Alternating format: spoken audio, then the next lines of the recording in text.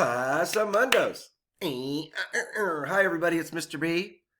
Today we're going to talk about characters and settings. Mirror my actions. The characters are the animals, the people, or the creatures in your story. The characters are the animals, creatures, or people in your story. Mirror my action.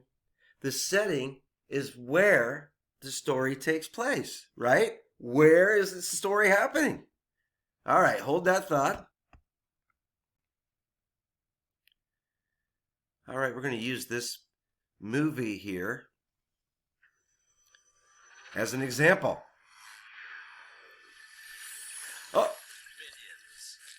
When we know these characters, right? They're minions. We can talk about some of their character traits, right? They're yellow. Some of them have one big eye, right? They speak a different language, right? We don't really understand them all the time. And we can talk about the settings. So as we go through, I want you to notice the settings, where the story is happening, okay? Right now, it's happening on some kind of an island. And what can we say about that island?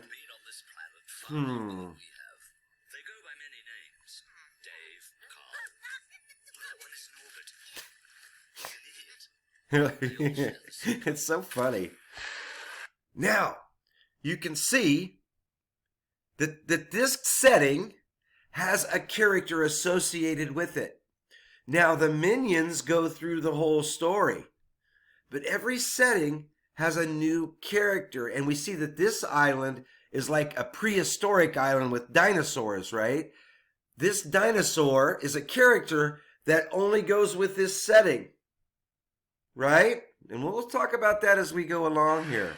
To serve the most despicable master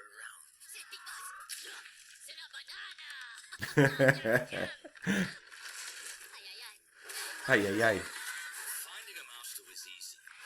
Keeping a master, that's where things got tricky. Oh! But nonetheless... So now they're going to a new setting, right? They're in the desert now. This is a new setting. And with this setting comes a different part of the story. And authors and writers do this a lot, where the main characters stay the same and they go to different settings, and new characters come with those settings. Before we had the prehistoric dinosaur setting, right? Let's see. We had the prehistoric dinosaur setting, you know, and there's like dinosaurs and why is it not going to what I want to see here? It's got dinosaurs and volcanoes and like a dinosaur time setting where dinosaurs are. And then we jump to a new setting. And as you can see, the author is going to use that new setting to tell another part of the story. Now we're in the desert and we've got ancient Egyptians, right? And we're going to do things that ancient Egyptians might do. But our main characters, the minions, they stay the same, right?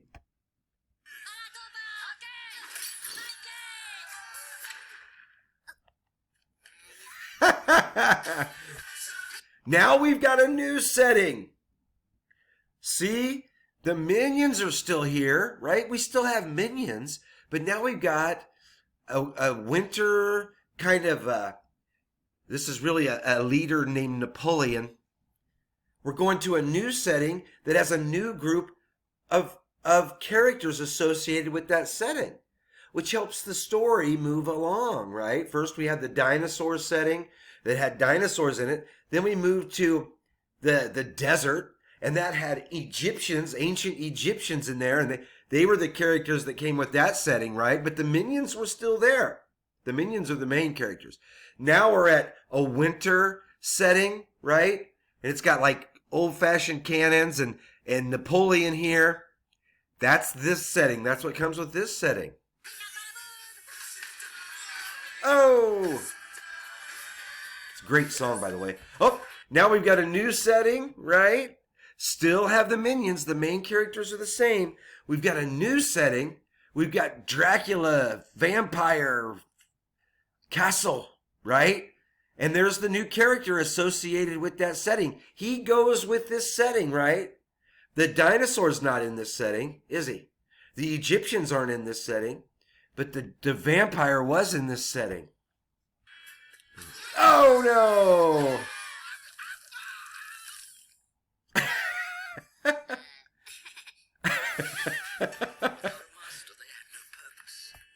Yeah, now we're back to this setting here where we're at like a snowy setting. And a lot of times, you know, they don't have anybody to serve. The minions don't have anybody to serve if you know the story.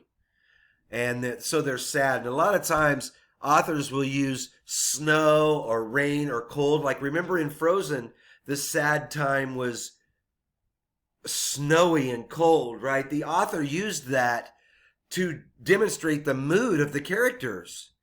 Snow, sad, cloudy, rainy, those kind of all go together. So see how the minions are sad and their setting is sad also.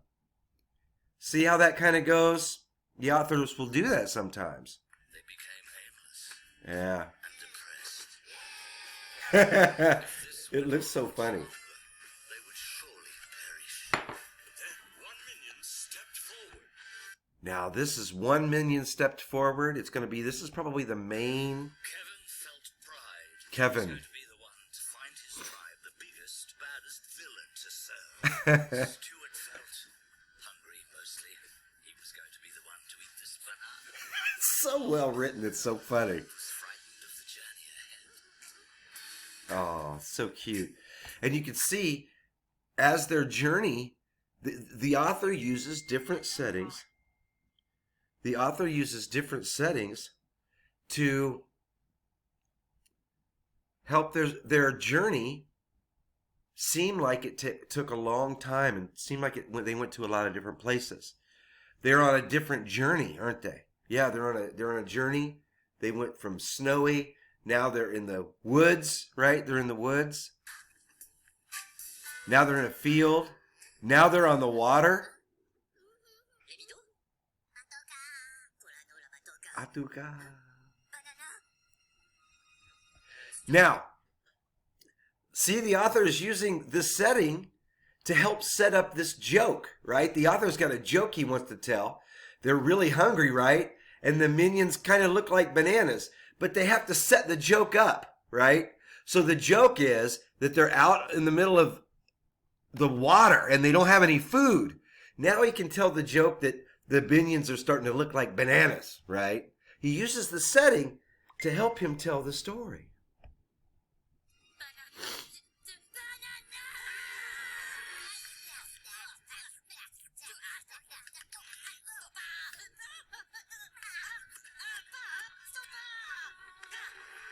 Great song. Now, this right here, New York City, 1968, that is the setting. The setting is very important right now. They're saying, here we are at the setting, New York City in 1968.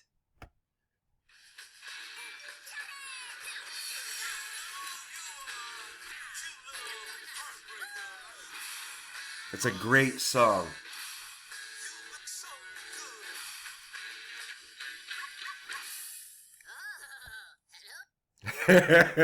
It's so funny. So anyways, authors can use settings. We looked at it in Frozen, right? The setting was the main part. The setting got cold, right? Now we're looking at it in Minions. The characters stay the same, but the setting changes throughout the story. The setting is a very important part of the story. It helps tell the story. Anyways, this is going to be your homework. I'm sending the same video to kindergarten, first, second, and third grade, but your homeworks are going to be different. Let's take a look, shall we? Kindergarten and first grade, you are going to get a paper that looks like this. It's the same paper that we used last time, but this time we're going to use the Minions. We're going to use the Minions trailer, and I'm going to send you a copy of that, a link to the Minions trailer. I want you to write down some of the characters and describe some of the settings. Now, kindergarten, You can describe it using your pictures. You can color pictures, okay? First grade, I want you to pick a setting. It could be the desert. It could be whatever. And I want you to use your words. Down at the bottom, whoopsie, there's a place where you can use words. So you're going to use sentence, a full sentence with a capital letter at the first and a period at the end.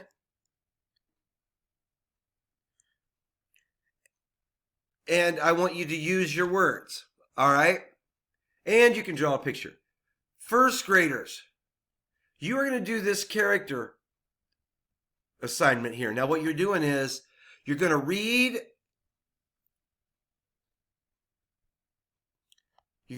the sentence, Lou ran past the trees to the house. And you're going to circle the character. Circle the character, okay? I believe there's an answer sheet on there too. You shouldn't really need one. Yeah, there is. There's an answer sheet for you if you need to look at it. Kindergarten or second grade and third grade, that's what I want you to do. Next week, I'll be back to doing real lessons in my room. Not next week, but the week after. So it's going to be a lot better. I'll also have packets for you. I'm sorry. There's an issue with my health, so I haven't been able to go to school. That's the issue. But I've kept on doing my best to teach you. All right, everybody. I will see you tomorrow for some mathematics. Have a wonderful day. This is Mr. B saying so long. See ya. And I'm out.